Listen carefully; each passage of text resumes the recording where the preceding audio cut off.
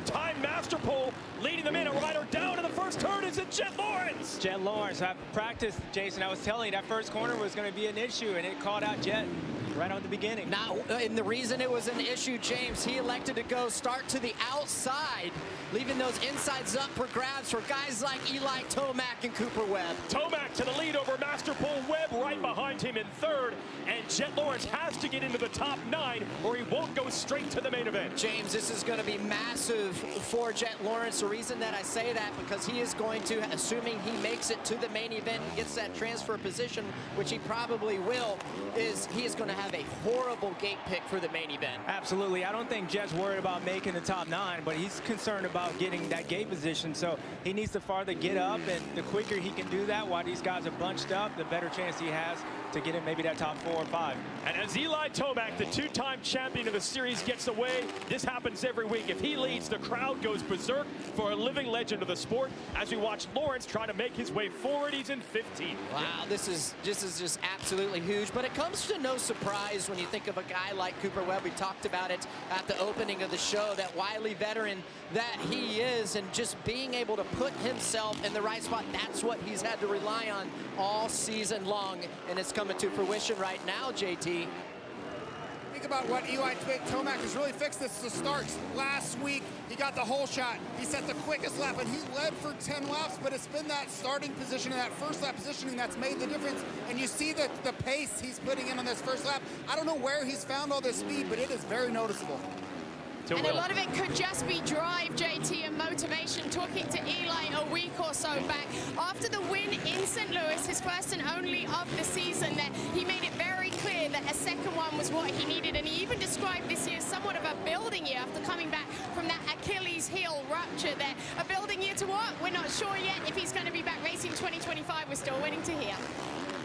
Vintage form, Will, from Tomac, at least early, pulling away from Webb and Justin Barcia. And we watch Lawrence trying to progress into a qualifying position. Again, he's got to put the red Honda into the top 9. Yeah, and it's a tough position for Jet because he's trying to make his way up, but he's riding against riders that he hasn't really been racing against all year. And his biggest thing, Ricky, he can't turn one mistake into 2 because then that's going to be a bigger problem. So he's doing a good job of staying up. Yeah, he is, and I feel like that is one great thing about, even though he is a rookie in Monster Energy Supercross, rarely does Jet Lawrence take one mistake and make it 2, and that's what's been pretty impressive, I think, for any rookie. He is around the Swedish rider, Freddie Noren, on the 22. Let's look at the start again for Lawrence, who again is trying to avoid having to go to the extra last chance qualifier race. That's what's on the line. He can get into the top 9. Here's the start.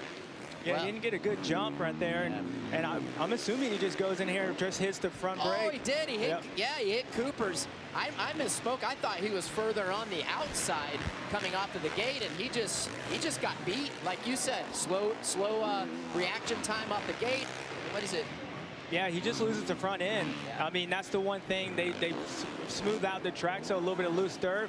But that was a mistake that he probably didn't need to have, RC. That's right, and James, you know too, it's easy to make that mistake. I mean, rookie or veteran, because like you said, the SMX track crew, they fix this dirt. They fix this track in between qualifying practice in these heat races right now. So as he got into that first corner, he probably couldn't see well because he was behind those guys and hit a loose piece of dirt and throws it down.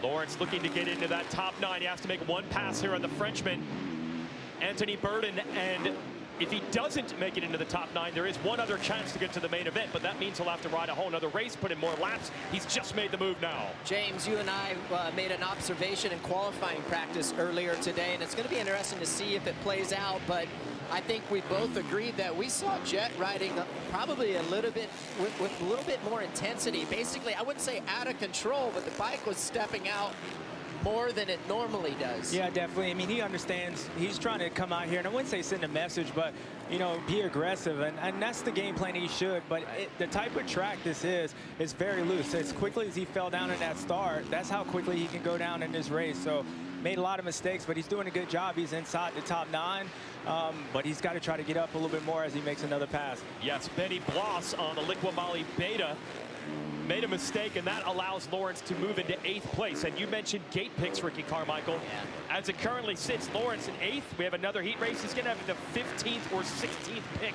on the start grid for the main. That's not very good. Yeah, later on this afternoon here for the main event, it's going to be interesting to see what he does if he elects to go inside. Myself personally, I would go to the, oh, that was close. And that's why it's important to get a better gate position. And it's not necessarily that, again, he's not worried about qualifying. He's in that position, but he needs to get up at least into the top 4 if he's possibility. But he's doing a good job of avoiding some of these chaos behind him, in front of him. That was Shane McElrath that went down in the sand there, James, and now he makes the move on Jerry Robbins. So now Lawrence from dead last, 20th, is in 6th. Yeah, I mean, just to put it in perspective, imagine playing golf, James. You know, if you have getting the ball on the green versus hitting it 2 feet from the hole, I'd rather have that position than just getting it on the green as far as a starting position goes for the main event, what your pick looks like. Maybe your golf game, but my golf game don't matter until the ball's in the hole. There's always a chance it might not go Trust in. me, yeah, you better than I am at golf, that's for sure. Yeah, I'm just, whoo. Jet made a Lawrence. nice good pass. Yeah. What do you see in that sand, the straightaway wall jump combination, James? He just made the move. Well, Jet's tripling in that sand, so he's jumping from going, it's a 2 double, so they go 2-2 and jump in the sand. Well, Jet's going 3-1, so as those guys are doubling in and rolling and going inside, he's launching into it, and that's when he came close to McElrath. But I like the line. It's just as he's jumping into it, he's taking the risk of possibly losing the front end. Eli Tomac in the bottom box, only a few turns away from what will be a very popular heat race win.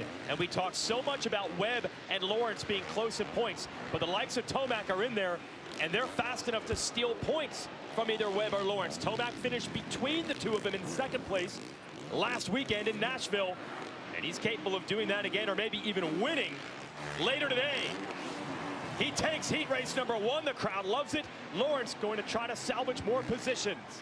Well, as it runs right now, the 2 fastest guys on the track this heat race was Cooper Webb and Jet Lawrence, both at a 52.4. That was a great recovery by Jet. He was able to get around Adamson Sorella for 4th, so damage control the best he could. Be looking at probably the 8th pick on the gate in the main event later on. Eli Tomac firing early in Philadelphia.